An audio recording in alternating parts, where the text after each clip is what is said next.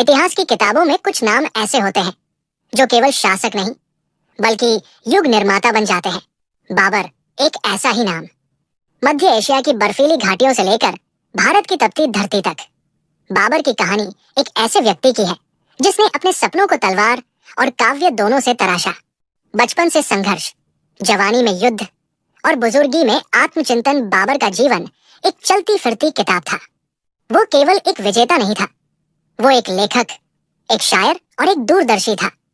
इस डॉक्यूमेंट्री में हम जानेंगे बाबर का जन्म, उसका परिवार, समरकंद की लालसा, काबुल की विजय, भारत पर चढ़ाई और उसका महान बाबरनामा।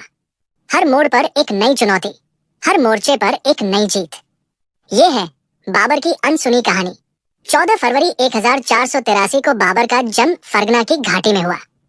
उसके पिता उमर शेख मिर्जा तैमूर लंग के वंशज थे और फरगना के शासक। माँ कुतलुब निगार खानम थी जो चंगेज खान की संतति से थी। बाबर के परिवार में बहन खानजादा बेगम प्रमुख थी जो जीवन भर उसकी सबसे करीबी रही। 1494 में जब बाबर केवल 11 वर्ष का था, उसके पिता की मृत्यु एक दुर्घटना में हो गई और वो स्वयं फरगना का शासक बन गया।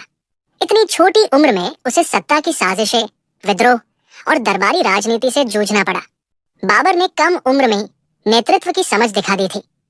वो फारसी और चगताई तुर्की में शायरी करता और अपने अनुभवों को डायरी में लिखता, जिसे आगे चलकर बाबरनामा के नाम से जाना गया। उसी समय उसके मन में एक सपना पनपा, समरकंद को जीतने का। समरकंद सिर्फ एक शहर नहीं, उसकी विरासत थी, तैमूर की राजधानी और मध्य एशिया की सांस्कृतिक आत्मा। बाबर की बचपन की राह आसान नहीं थी, लेकिन इसी संघर्ष ने उसे महान बनाया। 1497 में 14 वर्ष की उम्र में बाबर ने समरकंद पर पहला हमला किया और कुछ ही महीनों में जीत हासिल की। लेकिन ये जीत अल्पकालिक रही। फरगना में विद्रोह हुआ और बाबर को समरकंद छोड़ना पड़ा।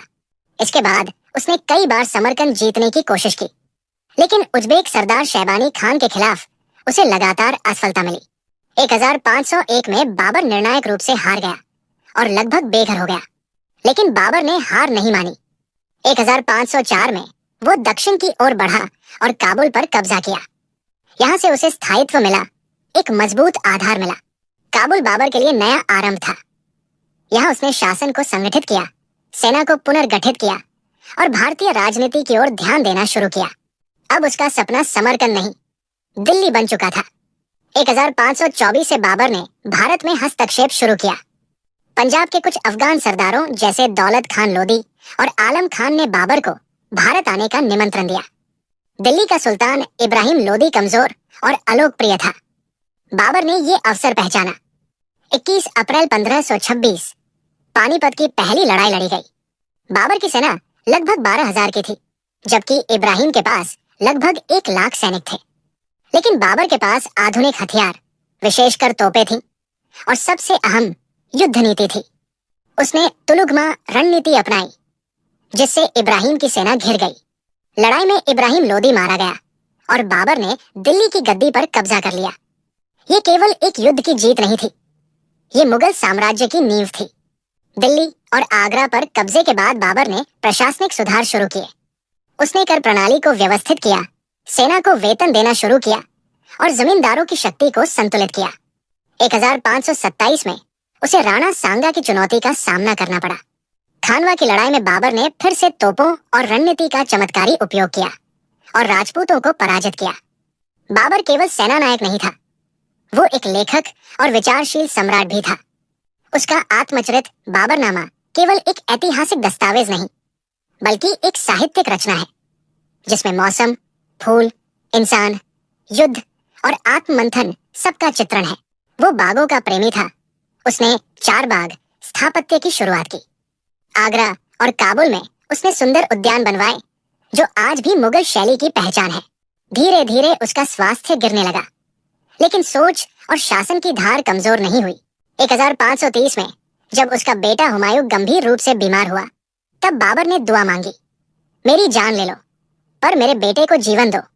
कहते हैं हुमायूं ठीक हो गया और बाबर बीमार पड़ गया। 26 दिसंबर 1530 को बाबर का निधन हुआ। उसने इच्छा जताई थी कि उसे काबुल में दफनाया जाए और बाद में उसे वहीं ले जाकर दफनाया गया। उसकी मृत्यु के बाद हुमायूं गद्दी पर बैठा और मुगल वंश की औपचारिक शुरुआत हुई। बाबर ने केवल एक साम्राज्य नहीं, एक विचारधारा छोड़ी जिसमें युद्ध के साथ साथ कला, साहित्य, स्थापत्य और प्रशासनिक विवेक शामिल था। उसकी विरासत में बाबरनामा सबसे अनमोल धरोहर है, जो एक राजा के भीतर छिपे कवि और विचारक की झलक देता है। बाबर की सोच ने भारत को एकजुट करने की राह दिखाई और उसी राह पर चलते हुए आगे अकबर और अन्य शासकों ने इतिहास रचा। बाबर एक ऐसा नाम जो केवल एक विजेता नहीं, बल्कि एक युग का आरंभ था। फरगना से लेकर दिल्ली तक उसकी यात्रा साहस, संघर्ष और सोच की मिसाल है। उसने अपने जीवन में जितने युद्ध लड़े, उतने ही विचारों से इतिहास को प्रभावित किया। बाबरनामा उसकी आत्मा की आवाज है, जिसमें हमें एक योद्धा नहीं, एक इंसान दिखाई देता है। उसकी बनाई बागों की शैली, स्थापत्य की नींव और प्रशासनिक सोच ने भारत को सिर्फ जीता नहीं, उसे गढ़ा। बाबर चला गया, लेकिन उसकी विरासत आज भी जिंदा है, हवाओं में, किताबों में और हमारी स्मृति में। ये कहानी है एक ऐसे सम्राट की जिसने इतिहास को नहीं, भविष्य को लिखा। आपको ये वीडियो कैसी लगी हमें कमेंट करके बताएं।